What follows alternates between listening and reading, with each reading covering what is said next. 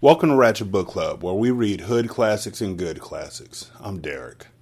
916-633-1537, ratchetandratchet@gmail.com, Ratchet Book Club on Twitter, Ratchet Book Club on Facebook. Chapter 16, Miss Honey's Cottage.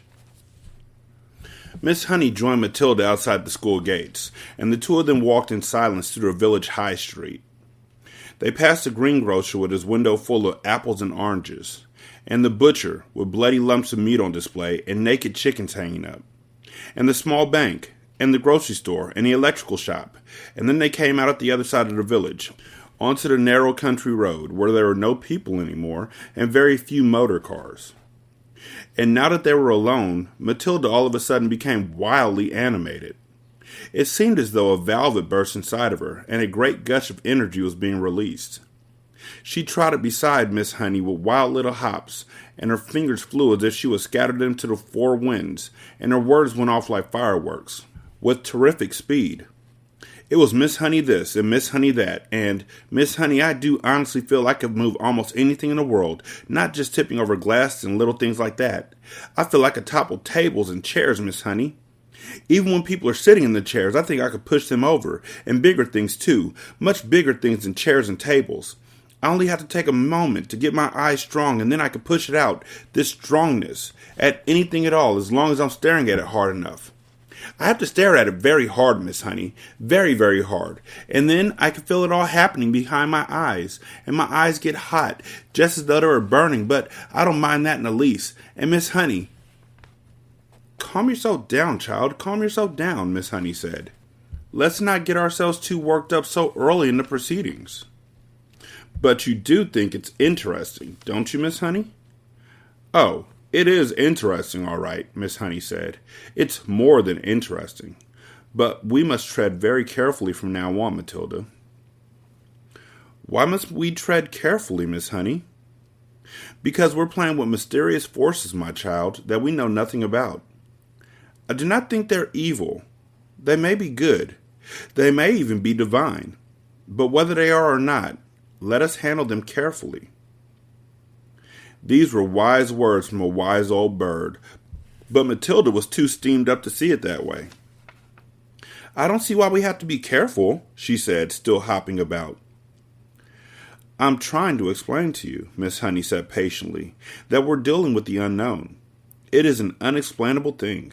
The right word for it is a phenomenon. It's a phenomenon. Am I a phenomenon? Matilda asked.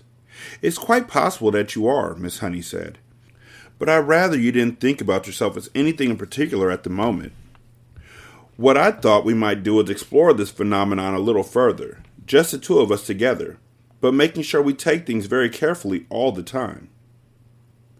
You want me to do some more of it then, Miss Honey? That is what I'm tempted to suggest, Miss Honey said cautiously. Goody good, Matilda said. I myself, Miss Honey said, am probably far more bowled over by what you did than you are, and I'm trying to find some reasonable explanation. Such as what? Matilda asked. Such as whether or not it's got something to do with the fact that you're quite exceptionally precocious. What exactly does that mean? Matilda said. A precocious child, Miss Honey said, is one that shows amazing intelligence early on. You are an unbelievably precocious child. Am I really? Matilda asked. Of course you are. You must be aware of that. Look at your reading. Look at your mathematics. I suppose you're right, Matilda said. Miss Honey marveled at the child's lack of conceit and self-consciousness. I can't help wondering, she said, whether this sudden ability that's come to you, of being able to move an object without touching it, whether it might not have something to do with your brain power. You mean there might not be room in my head for all those brains, so something has to push out? That's not quite what I mean, Miss Honey said, smiling. But whatever happens, and I say it again, we must tread carefully from now on. I have not forgotten that strange and distant glimmer on your face after you tipped over the last glass. Do you think doing it could actually hurt me? Is that what you're thinking, Miss Honey? It made you feel pretty peculiar, didn't it? It made me feel lovely, Matilda said. For a moment or two, I was flying past the stars on silver wings. I told you that. And shall I tell you something else, Miss Honey? It was easier the second time. Much, much easier. I think it's like anything else. The more you practice it, the easier it gets. Miss Honey was walking slowly so that the small child could keep up with her without trotting too fast. And it was very peaceful out there on the narrow road now that the village was behind them. It was one of those golden autumn afternoons, and there were blackberries and splashes of old man's beard in the hedges. And the hawthorn berries were ripening scarlet for the birds when the cold winter came along. There were tall trees here and there on either side, oak and sycamore and ash, and occasionally a sweet chestnut. Miss Honey, wishing to change the subject for the moment, gave the names of all of these to Matilda, and taught her how to recognize them by the shape of their leaves and the pattern of the bark on their trunks. Matilda took all this in and stored the knowledge away carefully in her mind. They came finally to a gap in the hedge on the left-hand side of the road where there was a 5-barred gate. This way, Miss Honey said, and she opened the gate and let Matilda through and closed it again. They were now walking along a narrow lane that was no more than a rutted cart track. There was a high hedge of hazel on either side, and you could see clusters of ripe brown nuts in their green jackets. The squirrels would be collecting them all very soon, Miss Honey said, and storing them away carefully for the bleak months ahead. You mean you live down here? Matilda asked. I do, Miss Honey replied, but she said no more. Matilda had never once stopped to think about where Miss Honey might be living. She had always regarded her purely as a teacher, a person who turned up out of nowhere and taught at a school and then went away again. Do any of us children, she wondered, ever stop to ask ourselves where our teachers go when school is over for the day? Do we wonder if they live alone, or if there's a mother at home, or a sister, or a husband? Do you live all by yourself, Miss Honey? She asked. Yes, Miss Honey said, very much so. They were walking over the deep, sun-baked mud tracks of the lane, and you had to watch where you put your feet if you didn't want to twist your ankle. There were a few birds around and hazel branches, but that was all. It's just a farm laborer's cottage, Miss Honey said. You mustn't expect too much of it. We're nearly there. They came to a small green gate, half buried in the hedge on the right, and almost hidden by the overhanging hazel branches. Miss Honey paused with one hand on the gate and said, There it is. That's where I live. Matilda saw a narrow dirt path leading to a tiny red brick cottage. The cottage was so small it looked more like a doll's house than a human dwelling. The bricks it was built of were old and crumbly and very pale red. It had a gray slate roof and one small chimney, and there were 2 little windows at the front. Each window was no larger than a sheet of tabloid newspaper, and there was clearly no upstairs to the place. On either side of the path, there was a wilderness of nettles and blackberry thorns and long brown grass. An enormous oak tree stood overshadowing the cottage. Its massive spreading branches seemed to be enfolding and embracing the tiny building, and perhaps hiding it as well from the rest of the world. Miss Honey, with one hand on the gate, which she had not yet opened, turned to Matilda and said, A poet called Dylan Thomas once wrote some lines that I think of every time I walk up this path. Matilda waited, and Miss Honey, in a rather wonderful slow voice, began reciting the poem. Never and never, my girl riding far and near, in the land of the hearthstone tales and spelled asleep. Fear or believe that the wolf in the sheep-white hood, loping and bleating roughly and blithely shall leap, my dear, out of a lair in the flocked leaves in the dew-dipped year, to eat your heart in the house in the rosy wood. There was a moment of silence, and Matilda, who had never before heard great romantic poetry spoken aloud, was profoundly moved. It's like music, she whispered. It is music, Miss Honey said. And then, as though embarrassed at having revealed such a secret part of herself, She quickly pushed open the gate and walked up the path. Matilda hung back. She was a bit frightened of this place now. It seemed so unreal and remote and fantastic and so totally away from this earth. It was like an illustration in Grimm or Hans Andersen. It was the house where the poor woodcutter lived with Hansel and Gretel, and where Red Riding Hood's grandmother lived. And it was also the house of the 7 dwarves and the 3 bears, and all the rest of them. It was straight out of a fairy tale. "Come along, my dear," Miss Honey called back, and Matilda followed her up the path. The front door was covered with flaky green paint, and there was no keyhole. Miss Honey simply lifted the latch and pushed open the door and went in. Although she was not a tall woman, she had to stoop low to get through the doorway. Matilda went after her and found herself in what seemed to be a dark, narrow tunnel. "You can come through to the kitchen and help me make the tea," Miss Honey said, and she led the way along the tunnel into the kitchen. That is, if you could call it a kitchen. It wasn't much bigger than a good-sized clothes cupboard, and there was one small window on the back wall with a sink under the window. But there were no taps over the sink. Against another wall, there was a shelf, presumably for preparing food, and there was a single cupboard above the shelf. On the shelf itself, there stood a Primus stove, a saucepan, and a half-full bottle of milk. A Primus is a little camping stove that you fill with paraffin, and you light it at the top, and then you pump it to get pressure for the flame. "You can get me some water while I light the Primus," Miss Honey said. "The well is out at the back. Take the bucket. Here it is. You'll find a rope in the well. Just hook the bucket onto the end of the rope and lower it down. But don't fall in yourself." Matilda, more bemused than ever now, took the bucket and carried it out into the back garden. The well had a little wooden roof over it and a simple winding device, and there was a rope dangling down into a dark, bottomless hole. Matilda pulled up the rope and hooked the handle of the bucket onto the end of it. Then she lowered it until she heard a splash and the rope went slack. She pulled it up again, and lo and behold, there was water in the bucket. I've always wanted to, do that, like the well and the bucket and the water and all that, but where can you find a well out here? I'm sure you could, but it'll be in places where I don't think black folks are allowed to be. I mean that. "Is this enough?" she asked, carrying it in. "Just about," Miss Honey said. "I don't suppose you've ever done that before." "Never," Matilda said. "It's fun. How do you get enough water for your bath?" "I don't take a bath," Miss Honey said. "I wash standing up.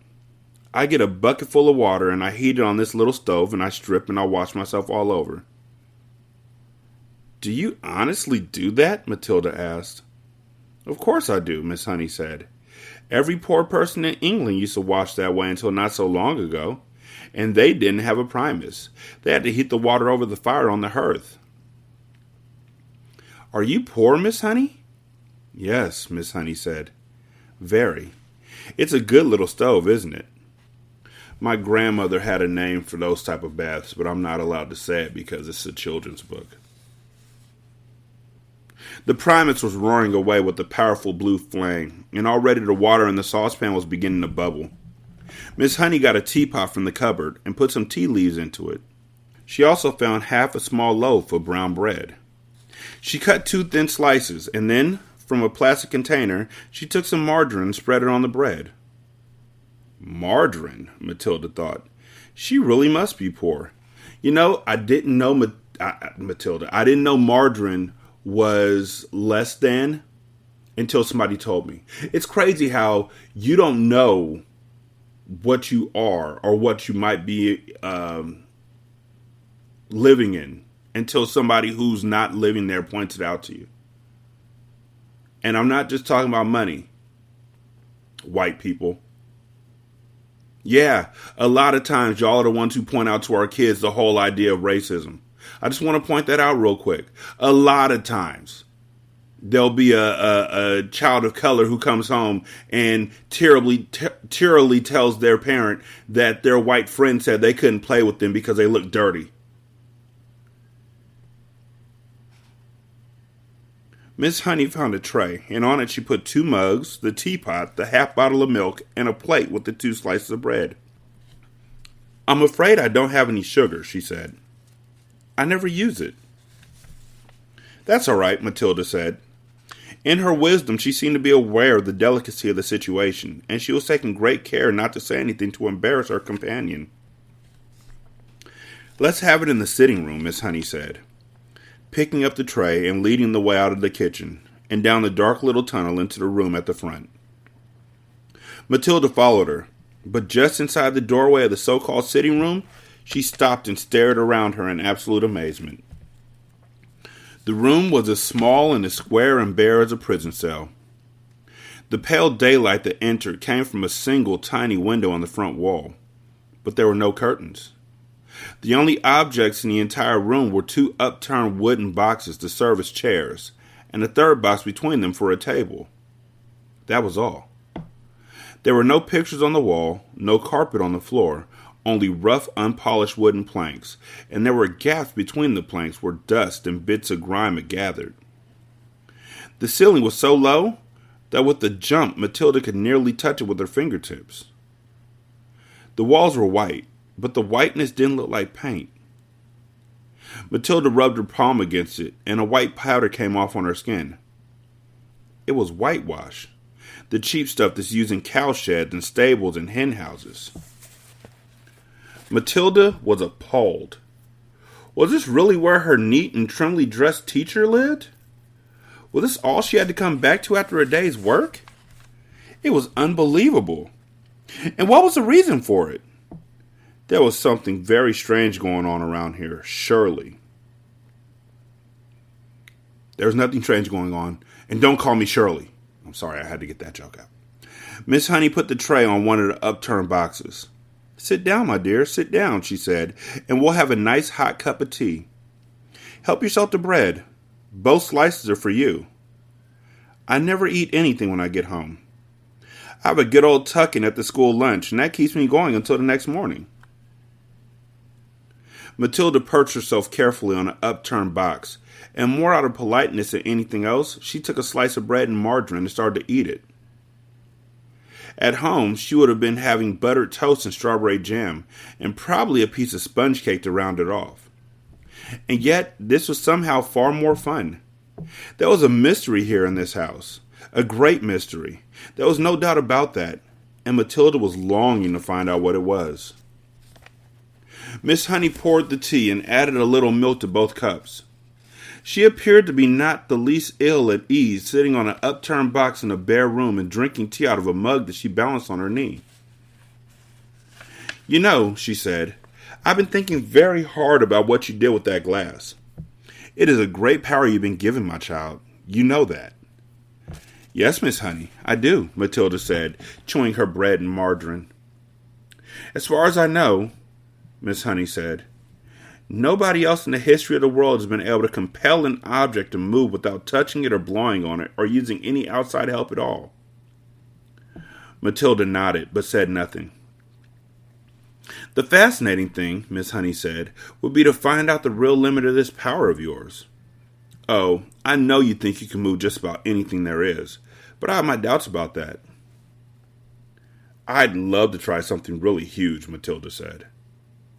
"What about distance?" Miss Honey asked. "Would you always have to be close to the thing you were pushing?" I simply don't know," Matilda said. "But it would be fun to find out." Chapter 17. Miss Honey's Story. "We mustn't hurry this," Miss Honey said, "so let's have another cup of tea. And do eat that other slice of bread. You must be hungry." Matilda took the second slice and started eating it slowly. The margarine wasn't at all bad. She doubted whether she could have told the difference if she hadn't known. "Miss Honey," she said suddenly, "do they pay you very badly at our school?" Miss Honey looked up sharply. "Not too badly," she said. "I get about the same as the others." "But it still must be very little if you are so dreadfully poor," Matilda said. "Do all teachers live like this, with no furniture and no kitchen stove and no bathroom?" "No, they don't," Miss Honey said rather stiffly. I just happen to be the exception.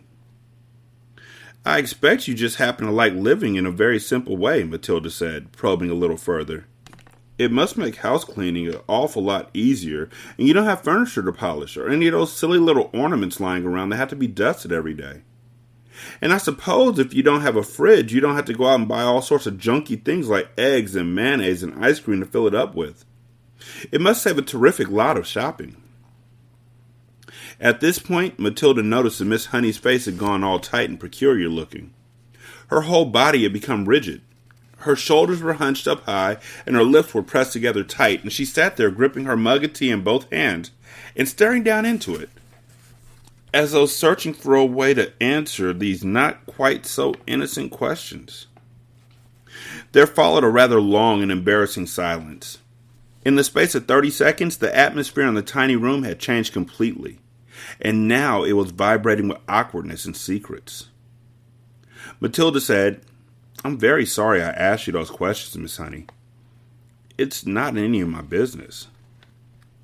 At this, Miss Honey seemed to rouse herself. She gave a shake of her shoulders, and then carefully she placed her mug on the tray. "Why shouldn't you ask?" she said. "You were bound to ask in the end. You're much too bright not to have wondered. Perhaps I even wanted you to ask. Maybe that's why I invited you here, after all. As a matter of fact, you're the first visitor to come to the cottage since I moved in 2 years ago." Matilda said nothing. She could feel the tension growing and growing in the room. "You're so much wiser in your years, my dear," Miss Honey went on, "that it quite staggers me. Although you look like a child, you're not really a child at all because your mind and your powers of reasoning seem to be fully grown up. I suppose we might call you a grown-up child if you see what I mean." Matilda still did not say anything. She was waiting for what was coming next. "Up to now," Miss Honey went on, "I found it impossible to talk with anyone about my problems. I couldn't face the embarrassment, and anyway, I lacked the courage. Any courage I had was knocked out of me when I was young. But now, all of a sudden, I have a sort of desperate wish to tell everything to somebody. I know you're only a tiny little girl, but there's some kind of magic in you somewhere. I've seen it with my own eyes." Matilda became very alert. The voice she was hearing was surely crying out for help. It must be. It had to be. Then the voice spoke again. "Have some more tea," it said. "I think there's still a drop left." Matilda nodded. Miss Honey poured tea into both mugs and added milk. Again, she cupped her own mug in both hands and sat there sipping. There was quite a long silence before she said, "May I tell you a story?" "Of course," Matilda said. "I am 23 years old," Miss Honey said, "and when I was born, my father was a doctor in this village. We had a nice old house, quite large, red brick. It's tucked away in the woods behind the hills. I don't think you'd know it." Matilda kept silent. "I was born there," Miss Honey said, "and then came the first tragedy. My mother died when I was 2. My father, a busy doctor, had to have someone to run the house and to look after me. So he invited my mother's unmarried sister, my aunt, to come and live with us. She agreed, and she came." Matilda was listening intently. "How old was the aunt when she moved in?" she asked. "Not very old," Miss Honey said. "I should say about 30. But I hated her right from the start. I missed my mother terribly, and the aunt was not a kind person. My father didn't know that because he was hardly ever around, but when he did put in an appearance, the aunt behaved differently." Miss Honey paused and sipped her tea. "I can't think why I'm telling you all of this," she said, embarrassed. "Go on," Matilda said. "Please." "Well," Miss Honey said, "then came the second tragedy. When I was 5, my father died very suddenly. One day he was there, and the next he was gone. And so I was left to live alone with my aunt. She became my legal guardian. She had all the powers of a parent over me. And in some way or another, she became the actual owner of the house. How did your father die? Matilda asked. It's interesting that you should ask that, Miss Honey said. I myself was much too young to question it at the time, but I found out later there was a good deal of mystery surrounding his death. Didn't they know how he died? Matilda asked. Well, not exactly, Miss Honey said, hesitating. You see, no one could believe that he would have ever done it. He was such a very sane and sensible man. Done what? Matilda asked. Killed himself. Matilda was stunned. Did he? She gasped. That's what it looked like, Miss Honey said. But who knows? She shrugged and turned away and stared out the tiny window. I know what you're thinking, Matilda said. You're thinking that the aunt killed him and made it look as though he had done it himself. I am not thinking anything, Miss Honey said. One must never think things like that without proof. The little room became quiet. Matilda noticed the hands clasping the mug were trembling slightly. What happened after that? She asked. What happened when you were left all alone with the aunt? Wasn't she nice to you? Nice, Miss Honey said. She was a demon. As soon as my father was out of her way, she became a holy terror. My life was a nightmare. What did she do to you? Matilda asked. I don't want to talk about it, Miss Honey said. It's too horrible. But in the end, I became so frightened of her, I used to start shaking when she came into the room.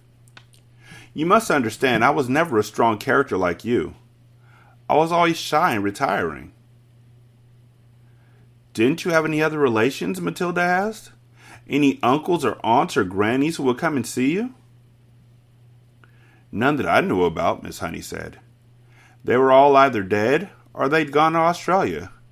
And that's still the way it is now, I'm afraid. So you grew up in that house alone with your aunt, Matilda said. But you must have gone to school. Of course, Miss Honey said. I went to the same school you're going to now. But I lived at home. Miss Honey paused and stared down into her empty tea mug. I think what I'm trying to explain to you, she said, is that over the years I became so completely cowed and dominated by this monster of an aunt that when she gave me an order, no matter what it was, I obeyed it instantly. That can happen, you know. And by the time I was 10, I had become her slave. I did all the housework. I made her bed. I washed and ironed for her. I did all the cooking. I learned how to do everything. But surely you could have complained to somebody, Matilda said. To whom? Miss Honey said. And anyway, I was far too terrified to complain. I told you, I was her slave. Did she beat you? Let's not go into details, Miss Honey said. How simply awful, Matilda said. Did you cry nearly all the time? Only when I was alone, Miss Honey said. I wasn't allowed to cry in front of her, but I lived in fear. What happened when you left school? Matilda asked. I was a bright pupil, Miss Honey said. I could easily have gotten into university, but there was no question of that. Why not, Miss Honey? Because I was needed at home to do the work.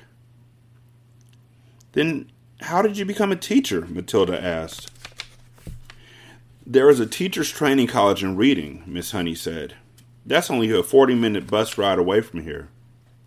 I was allowed to go there on condition I came straight home every afternoon to do the washing and ironing and to clean the house and cook the supper. How old were you then? Matilda asked. When I went to teacher's training, I was 18. You could have just packed up and walked away, Matilda said. Not until I got a job, Miss Honey said. And don't forget, I was by then dominated by my aunt to such an extent that I wouldn't have dared. You can't imagine what it's like to be completely controlled like that by a very strong personality. It turns you to jelly. So that's it. That's the sad story of my life. Now I've talked enough. Please don't stop, Matilda said. You haven't finished yet. How did you manage to get away from her in the end and come and live in this funny little house? Ah, that was something, Miss Honey said. I was proud of that. Tell me, Matilda said. Well, Miss Honey said, when I got my teacher's job, my aunt told me I owed her a lot of money. I asked her why, and she said, because I've been feeding you for all these years and buying your clothes and your shoes. She told me it added up to thousands, and I had to pay her back by giving her my salary for the next 10 years. I'll give you £1 a week pocket money, she said, but that's all you're going to get. She even arranged with the school authorities to have my salary paid directly into her own bank. She made me sign the paper. You shouldn't have done that, Matilda said. Your salary was your chance of freedom. I know, Miss Honey said. But by then, I had been her slave nearly all my life, and I hadn't the courage or the guts to say no. I was still petrified of her. She could still hurt me badly. So how did you manage to escape? Matilda asked. Ah, Miss Honey said, smiling for the first time. That was 2 years ago. That was my greatest triumph. Please tell me, Matilda said. I used to get up very early and go for walks while my aunt was still asleep. And one day, I came across this tiny cottage. It was empty. I found out who owned it. It was a farmer. I went to see him. Farmers also get up very early. He was milking his cows. I asked him if I could rent his cottage. You can't live there, he cried. It's got no conveniences, no running water, no nothing. I want to live there, I said. I'm a romantic. I've fallen in love with it. Please rent it to me. You're mad, he said, but if you insist, you're welcome to it. The rent will be 10 pence a week. Here's 1 month's rent in advance, I said, giving him 40 pence, and thank you so much. How super, Matilda cried. So suddenly you had a house all your own. But how'd you pluck up the courage to tell your aunt? That was tough, Miss Honey said, but I stilled myself to do it. One night, after I cooked her supper, I went upstairs and packed a few things I possessed in a cardboard box, and came downstairs and announced I was leaving. I've rented a house, I said. My aunt exploded. Rented a house? She shouted. How can you rent a house when you only have £1 a week in the world? I've done it, I said. And how are you going to buy food for yourself? I'll manage, I mumbled and rushed out of the house. Oh, well done you, Matilda cried. So you were free at last. I was free at last, Miss Honey said. I can't tell you how wonderful it was. But have you really managed to live here on £1 a week for 2 years? Matilda asked. I most certainly have, Miss Honey said. I pay 10 pence rent, and the rest just about buys me paraffin for my stove and for my lamp, and a little milk and tea and bread and margarine. That's all I need, really. As I told you, I have a jolly good tuck-in at the school lunch. Matilda stared at her. What a marvelously brave thing Miss Honey had done. Suddenly, she was a heroine in Matilda's eyes. Isn't it awfully cold in the winter? She asked. I've got my little paraffin stove, Miss Honey said. You'd be surprised how snug I can make it in here. Do you have a bed, Miss Honey? Well, not exactly, Miss Honey said, smiling again. But they say it's healthy to sleep on a hard surface. All at once, Matilda was able to see the whole situation with absolute clarity. Miss Honey needed help. There was no way she could go on existing like this indefinitely. You'd be a lot better off, Miss Honey, she said, if you gave up your job and drew unemployment money. I would never do that, Miss Honey said. I love teaching. This awful aunt, Matilda said. I suppose she's still living in your lovely old house. Very much so, Miss Honey said. She's still only about 50. She'll be around for a long time yet. And do you think your father really meant her to own the house forever? I'm quite sure he didn't, Miss Honey said. Parents will often give a guardian the right to occupy the house for a certain length of time, but it is nearly always left in trust for the child. It then becomes the child's property when he or she grows up. Then surely it's your house, Matilda said. My father's will was never found, Miss Honey said. It looks as though someone destroyed it. No prizes for guessing who, Matilda said. No prizes, Miss Honey said. But if there's no will, Miss Honey, then surely the house goes automatically to you. You're the next of kin. I know I am, Miss Honey said. But my aunt produced a piece of paper supposedly written by my father, saying he leaves the house to his sister-in-law in return for her kindness in looking after me. I'm certain it's a forgery, but no one can prove it. Couldn't you try? Matilda said. Couldn't you hire a good lawyer and make a fight of it? I don't have the money to do that, Miss Honey said. And you must remember that this aunt of mine is a much respected figure in the community. She has a lot of influence. Who is she? Matilda asked.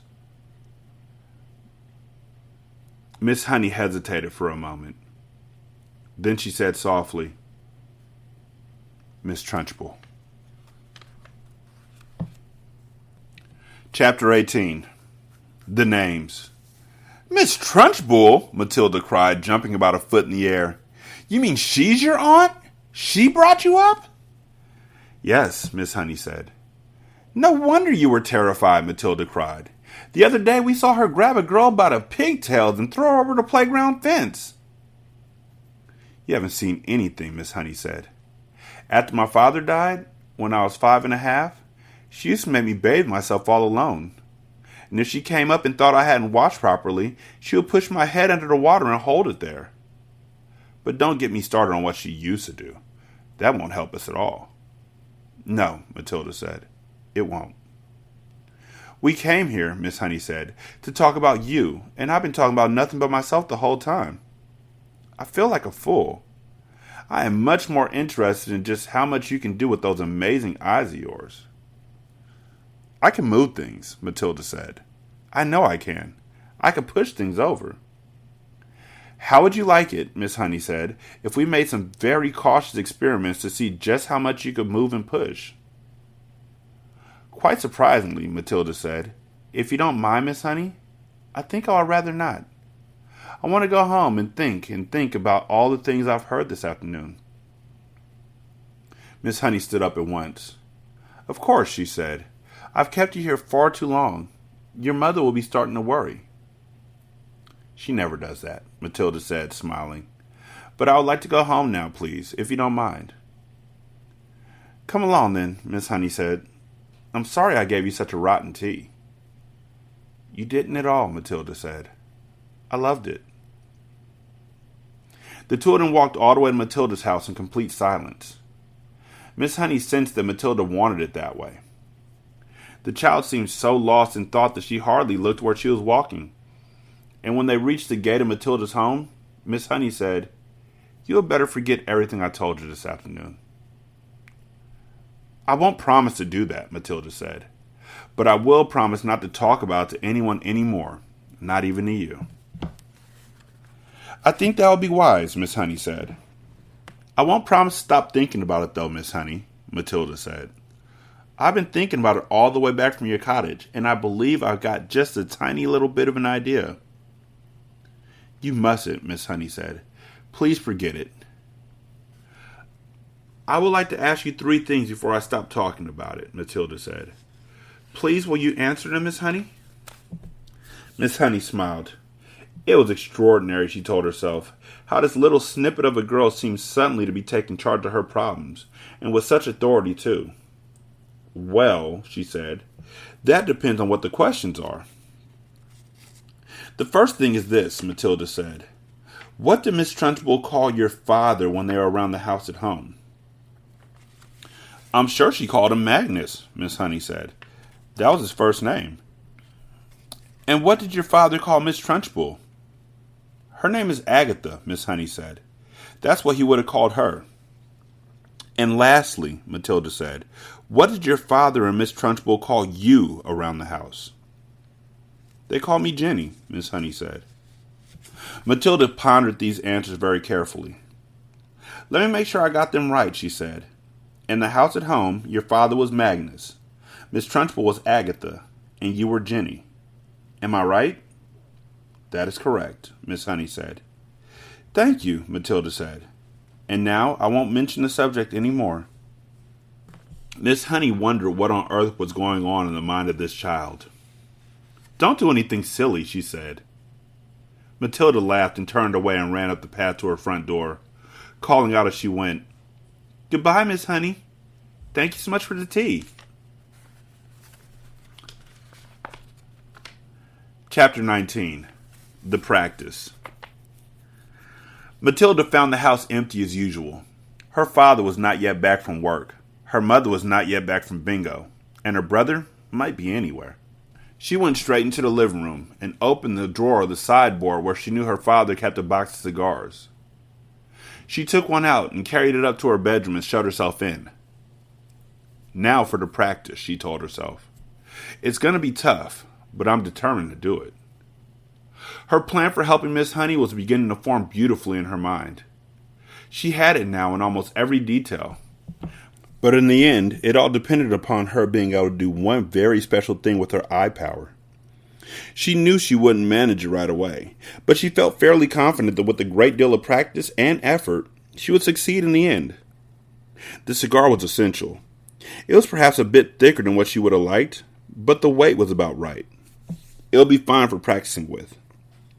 There was a small dressing table in Matilda's bedroom, with her hairbrush and comb on it and 2 library books. She cleared these things to one side and laid a cigar down in the middle of the dressing table. Then she walked away and sat on the end of her bed. She was now about 10 feet from the cigar. She settled herself and began to concentrate, and very quickly this time she felt the electricity beginning to flow inside her head, gathering itself behind the eyes. And the eyes became hot, and millions of tiny invisible hands began pushing out like sparks towards the cigar. Move, she whispered, and to her intense surprise, almost at once, the cigar with its little red and gold paper band around the middle rolled away across the top of the dressing table and fell onto the carpet.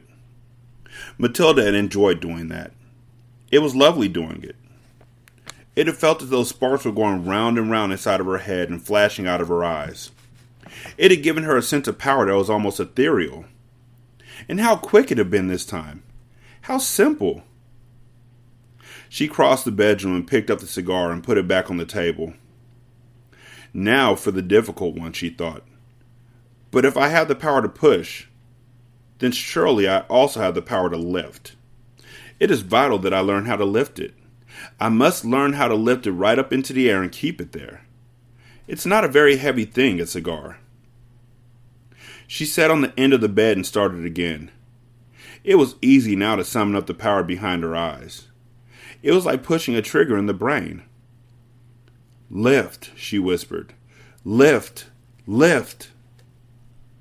At first, the cigar started to roll away. But then, with Matilda concentrating fiercely, one end of it slowly lifted up about an inch off the tabletop. With a colossal effort, she managed to hold it there for about 10 seconds. Then it fell back again. Phew! She gasped. I'm getting it. I'm starting to do it. For the next hour, Matilda kept practicing, and in the end, she had managed, by the sheer power of her eyes, to lift the whole cigar clear off the table about 6 inches into the air and hold it there for about a minute. Then suddenly, she was so exhausted, she fell back on the bed and went to sleep. That was how her mother found her later in the evening. What's the matter with you? The mother said, waking her up. Are you ill? Oh gosh, Matilda said, sitting up and looking around. No, I'm all right. I was just a bit tired, that's all. From then on, every day after school, Matilda shut herself in her room and practiced with the cigar. And soon it all began to come together in the most wonderful way. 6 days later, by the following Wednesday evening, she was able not only to lift the cigar up into the air, but also to move it around exactly as she wished. It was beautiful. I can do it, she cried. I can really do it. I can pick the cigar up just with my eye power and push it and pull it in the air any way I want. All she had to do now was put her great plan into action. Chapter 20. The Third Miracle. The next day was Thursday, and that, as the whole of Miss Honey's class knew, was the day on which the headmistress would take charge of the first lesson after lunch. In the morning, Miss Honey said to them, "One or two of you did not particularly enjoy the last occasion when the headmistress took the class. So let's all try to be especially careful and clever today. How are your ears, Eric, after your last encounter with Miss Trunchbull?" "She stretched them," Eric said. "My mother said she's positive they're bigger than they were." "And Rupert," Miss Honey said, "I'm glad to see you didn't lose any of your hair after last Thursday." "My head was jolly sore afterwards," Rupert said. "And you, Nigel," Miss Honey said, "do please try not to be smart aleck with the headmistress today. You were really cheeky to her last week." "I hate her," Nigel said. "Try not to make it so obvious," Miss Honey said. "It doesn't pay. She's a very strong woman. She has muscles like steel ropes." "I wish I was grown up," Nigel said. "I'd knock her flat." "I doubt you would," Miss Honey said. "No one has ever gotten the better of her yet." "What'll she be testing us on this afternoon?" the small girl asked. "Almost certainly the 3 times table," Miss Honey said. "That's what you're all meant to have learnt this past week. Make sure you know it." Lunch came and went. After lunch, the class reassembled. Miss Honey stood at one side of the room. They all sat silent, apprehensive, waiting. And then, like some giant of doom, the enormous Trunchbull strode into the room in her green breeches and cotton smock. She went straight to her jug of water and lifted it up by the handle and peered inside. "I'm glad to see," she said, "that there are no slimy creatures in my drinking water this time. If there had been, then something exceptionally unpleasant would have happened to every single member of this class. And that includes you, Miss Honey." The class remained silent and very tense. They had learnt a bit about this tigress by now, and nobody was about to take any chances. "Very well," boomed the Trunchbull. "Let us see how well you know your 3 times table. Or, to put it another way, let us see how badly Miss Honey has taught you the 3 times table." The Trunchbull was standing in front of the class, legs apart, hands on hips, scowling at Miss Honey, who stood silent to one side. Matilda, sitting motionless at her desk in the second row, was watching things very closely. "You!" the Trunchbull shouted, pointing a finger the size of a rolling pin at a boy called Wilfred. Wilfred was on the extreme right of the front row. "Stand up, you!" she shouted at him. Wilfred stood up. "Recite the 3 times table backwards," the Trunchbull barked. "Backward?" stammered Wilfred. "But I haven't learnt it backwards." "There you are," cried the Trunchbull, triumphant. "She's taught you nothing. Miss Honey, why have you taught them absolutely nothing at all in the last week?" "That's not true, headmistress," Miss Honey said. "They have all learned their 3 times table, but I see no point in teaching it to them backwards. There's little point in teaching anything backward. The whole object of life, headmistress, is to go forward. I venture to ask whether even you, for example, can spell a simple word like wrong backwards straight away. I very much doubt it." "Don't you get impertinent with me, Miss Honey," the Trunchbull snapped, and then she turned back to the unfortunate Wilfred. "Very well, boy," she said. "Answer me this. I have 7 apples, 7 oranges, and 7 bananas. How many pieces of fruit do I have altogether? Hurry up! Get on with it! Give me the answer!" "That's adding up," Wilfred cried. "That isn't the 3 times table." "You blithering idiot," shouted the Trunchbull. "You festering gumboil. You flea-bitten fungus. That is the 3 times table. You have 3 separate lots of fruit, and each of them have 7 pieces. 3 sevens are 21. Can't you see that, you stagnant cesspool?" "I'll give you one more chance. I have 8 coconuts, 8 monkey nuts, and 8 nutty little idiots like you. How many nuts do I have altogether? Answer me quickly." Poor Wilfred was properly flustered. "Wait," he cried. "Please wait. I've got to add up 8 coconuts and 8 monkey nuts." He started counting on his fingers. "You bursting blister," yelled the Trunchbull. "You moth-eaten maggot. This is not adding up. This is multiplication. The answer is 3/8. Or is it 8/3? What's it in between 3/8 and 8/3? Tell me that, you mangled little Wurzel, and look sharp about it. By now, Wilfred was far too frightened and bewildered even to speak. In 2 strides, the Trunchbull was beside him, and by some amazing gymnastic trick, it may have been judo or karate, she flipped the backs of Wilfred's legs with one of her feet so that the boy shot up off the ground and turned a somersault in the air. But halfway through the somersault, she caught him by the ankle and held him dangling upside down like a plucked chicken in the shop window. 8/3, the Trunchbull shouted, swinging Wilfred from side to side by his ankle. 8/3 is the same as 3/8, and 3/8 are 24. Repeat that. At exactly that moment, Nigel, at the other end of the room, jumped to his feet and started pointing excitedly at the chalkboard and screaming, "The chalk! The chalk! Look at the chalk! It's moving all on its own!" So hysterical and shrill was Nigel's scream that everyone in the place, including the Trunchbull, looked up at the blackboard. And there, sure enough, a brand new piece of chalk was hovering near the gray-black writing surface of the blackboard. "It's writing something!" screamed Nigel. "The chalk is writing something!" And indeed it was. Agatha.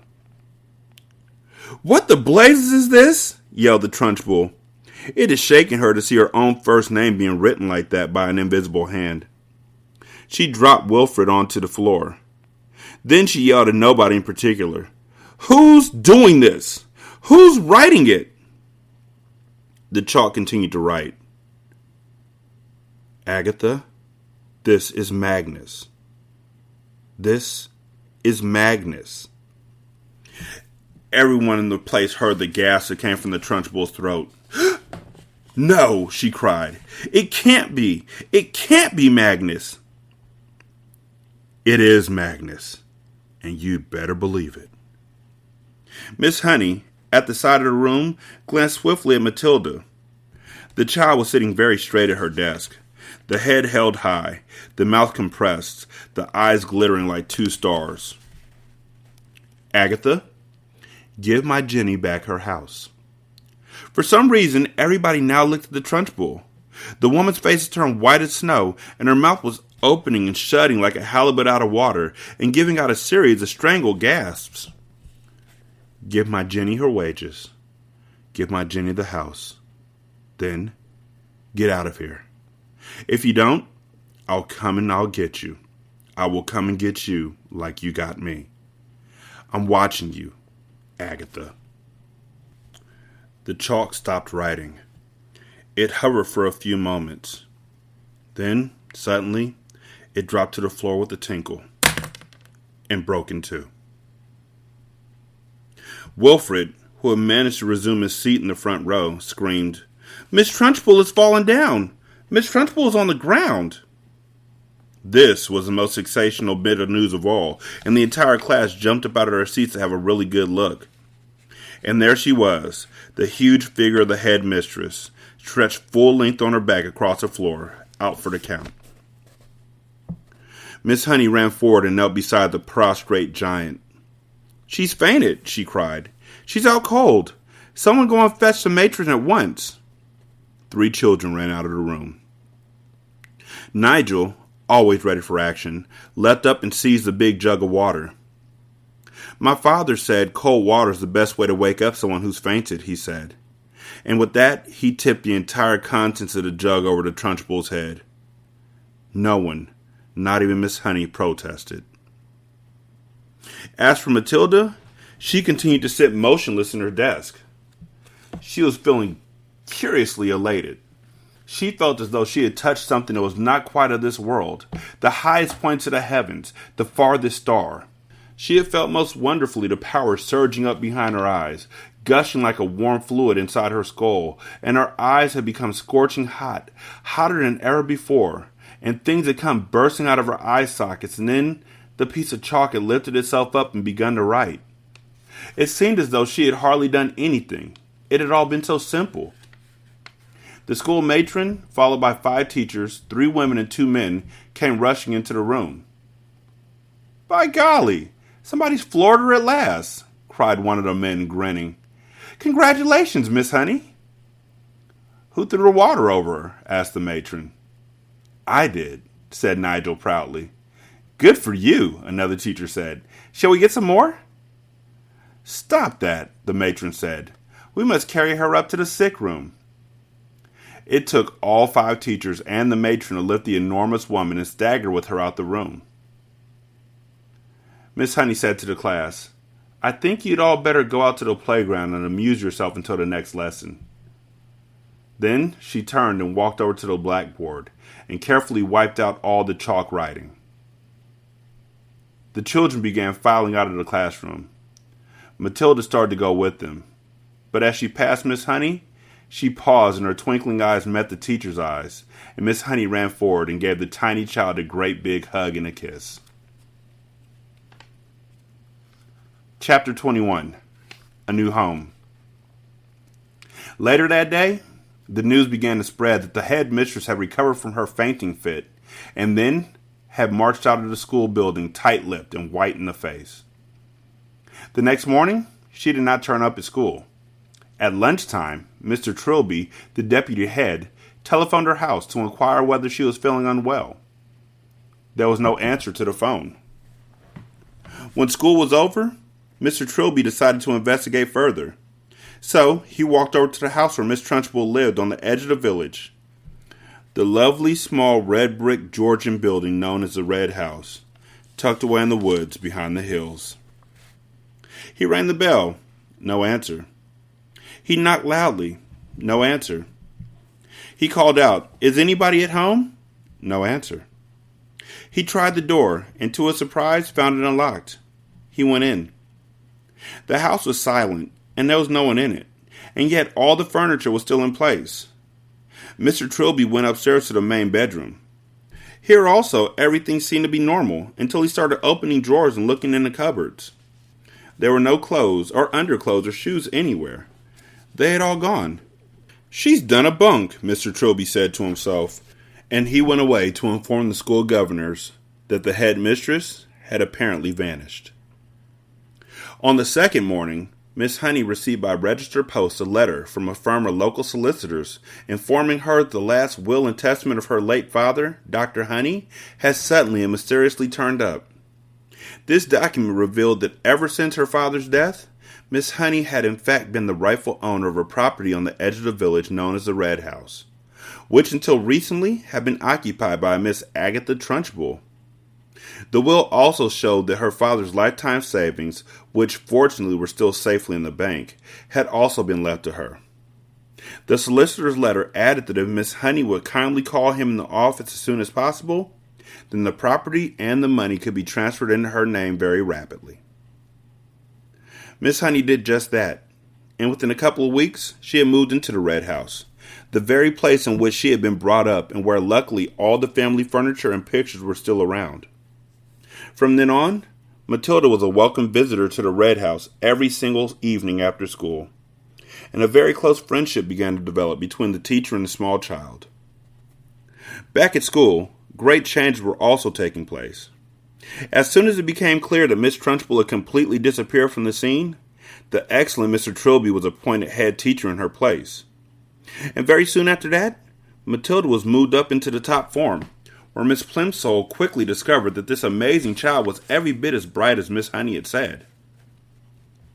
One evening, a few weeks later, Matilda was having tea with Miss Honey in the kitchen of the Red House after school as they always did, when Matilda said suddenly, "Something strange has happened to me, Miss Honey."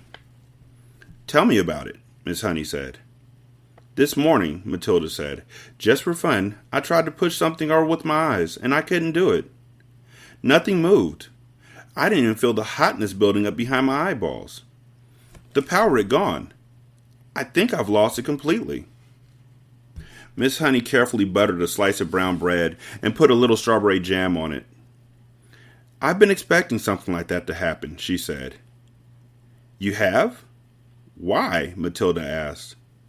"Well," Miss Honey said, "it's only a guess, but here's what I think. While you were in my class, you had nothing to do, nothing to make you struggle. Your fairly enormous brain was going crazy with frustration. It was bubbling and boiling away like mad inside your head. There was tremendous energy bottled up in there with nowhere to go. And somehow or other, you were able to shoot that energy out through your eyes and make objects move. But now, things are different. You're in the top form competing against children more than twice your age, and all that mental energy is being used up in class. Your brain is for the first time having to struggle and strive and keep really busy, which is great. That's only a theory, mind you, and it may be a silly one, but I don't think it's far off the mark. I don't know how the teaching is in England. I don't. I'm not even going to guess. But if she was doing 2-number multiplication in her head, and if she was reading books like Nicholas Nickleby and Jane Eyre and all that, I don't think she's struggling too much in that top form. I don't. Especially if it's 6th graders like y'all. Whatever. I'm glad it happened, Matilda said. I wouldn't want to go through life as a miracle worker. You've done enough, Miss Honey said. I can still hardly believe you made all this happen for me. Matilda, who was perched on a tall stool at the kitchen table, ate her bread and jam slowly. She did so love these afternoons with Miss Honey. She felt completely comfortable in her presence, and the two of them talked to each other more or less as equals. Did you know, Matilda said suddenly, that the heart of a mouse beats at the rate of 650 times a minute? I did not, Miss Honey said, smiling. How absolutely fascinating. Where did you read that? In a book from the library, Matilda said. And that means it goes so fast you can't even hear the separate beats. It must sound just like a buzz. What would have been cool is if she was like, this kid told me. Him and his grandma went on vacation. They just came back from vacation. And he said that he did a lot of research on mice. And that he learned a lot while he was there. And then it would have been the RDU. Huh? Because, you know, she would have been talking about witches. The witches? No? Okay, cool. It must, Miss Honey said. And how fast do you think a hedgehog's heart beats? Matilda asked. Tell me, Miss Honey said, smiling again. It's not as fast as a mouse, Matilda said. It's 300 times a minute. But even so, you wouldn't have thought it went as fast as that in a creature that moves so slowly, would you, Miss Honey? I certainly wouldn't, Miss Honey said. Tell me one more. A horse, Matilda said. That's really slow. It's only 40 times a minute. This child, Miss Honey told herself, seems to be interested in everything. When one is with her, it's impossible to be bored. I love it. The two of them stayed sitting and talking in the kitchen for an hour or so longer. And then, at about 6 o'clock, Matilda said good night and set out to walk home to her parents' house, which is about an 8-minute journey away. When she arrived at her own gate, she saw a large black Mercedes motor car parked outside. She didn't take too much notice of that. There were often strange cars parked outside her father's place. But when she entered the house, she was confronted by a scene of utter chaos. Her mother and father were both in the hall frantically stuffing clothing and various objects into suitcases. What on earth is going on? She cried. What's happening, Daddy? We're off, Mr. Wormwood said, not looking up. We're leaving for the airport in half an hour, so you better get packed. Your brother's upstairs all ready to go. Get a move on, girl. Get going. Off? Matilda cried out. Where to? Spain, the father said. It's a better climate than this lousy country. Spain? Matilda cried. I don't want to go to Spain. I love it here and I love my school. Just do as you're told and stop arguing, the father snapped. I've got enough trouble without messing about with you. But Daddy, Matilda began. Shut up, the father shouted.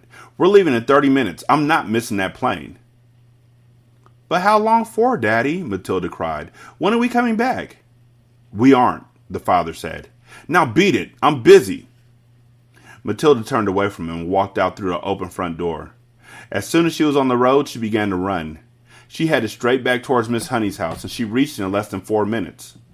She flew up the drive, and suddenly she saw Miss Honey in the front garden, standing in the middle of a bed of roses, doing something with a pair of clippers. Miss Honey had heard the sound of Matilda's feet racing over the gravel, and now she straightened up and turned and stepped out of the rose bed as the child came running up. My, she said.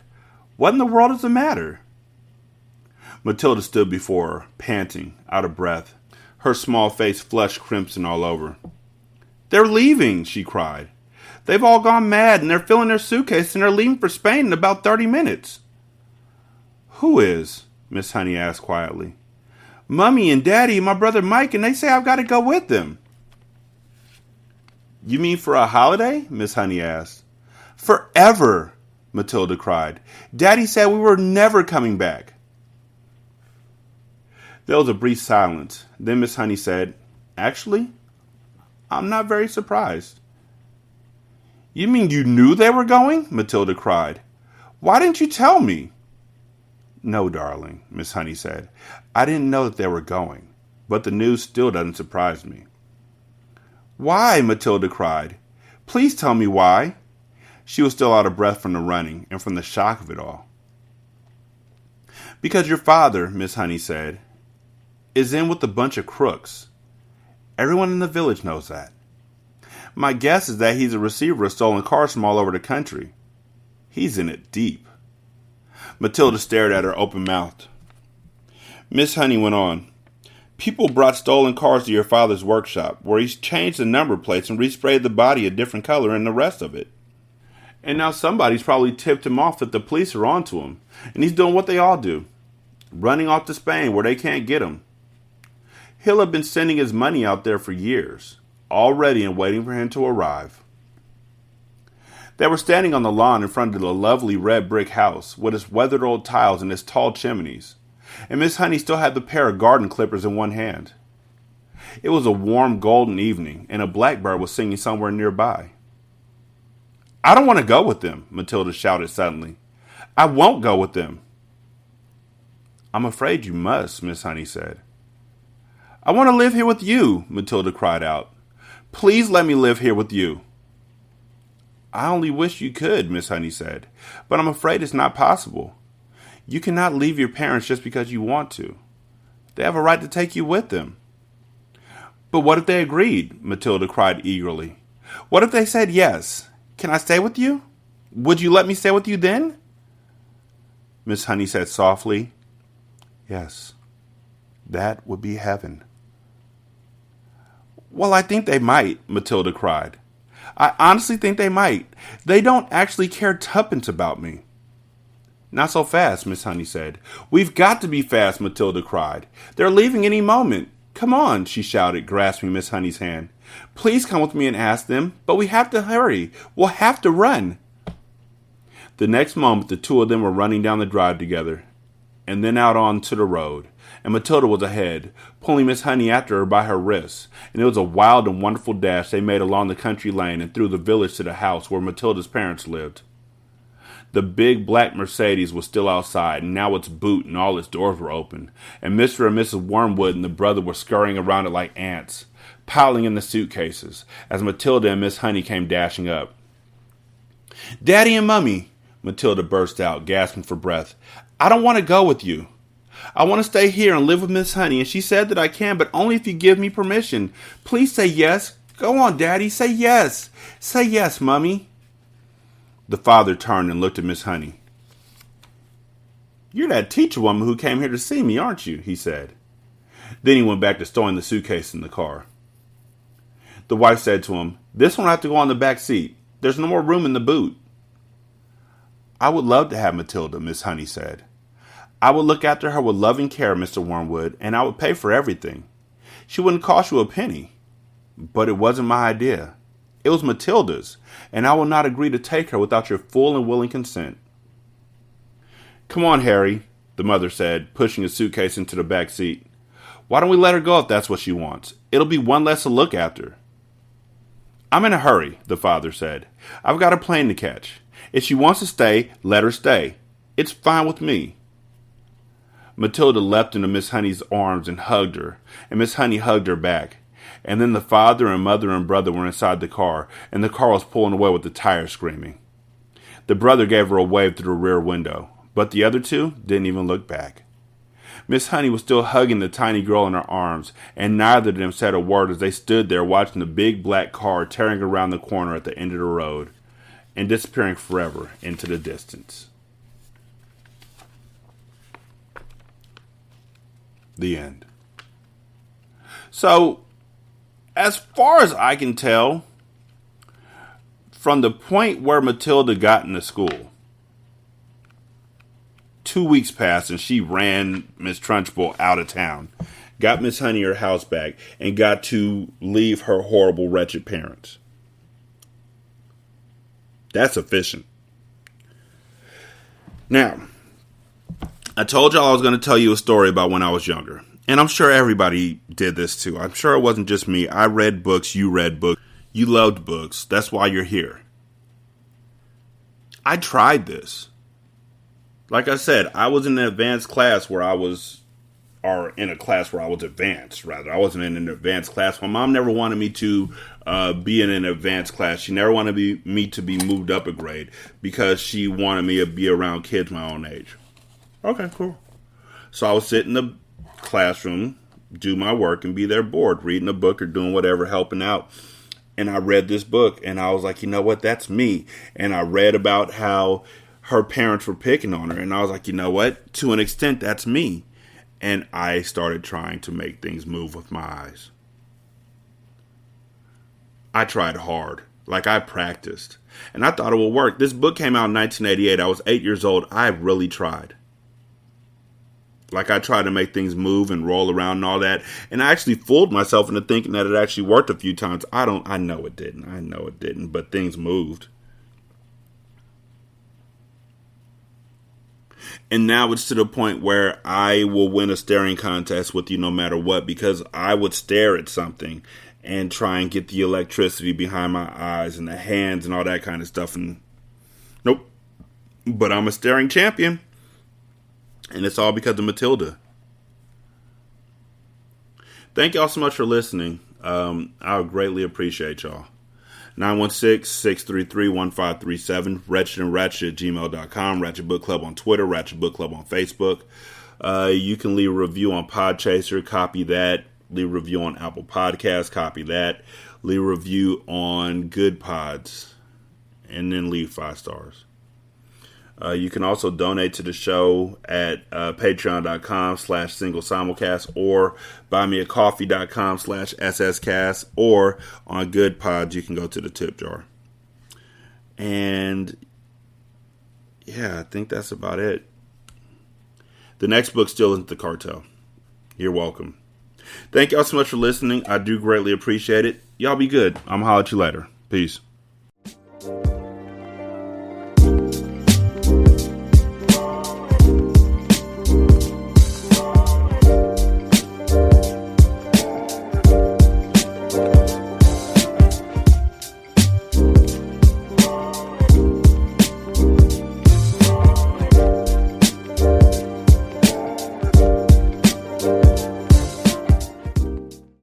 The intro and outro to Ratchet Book Club is by That Kid Garan, and it's called Goodbyes.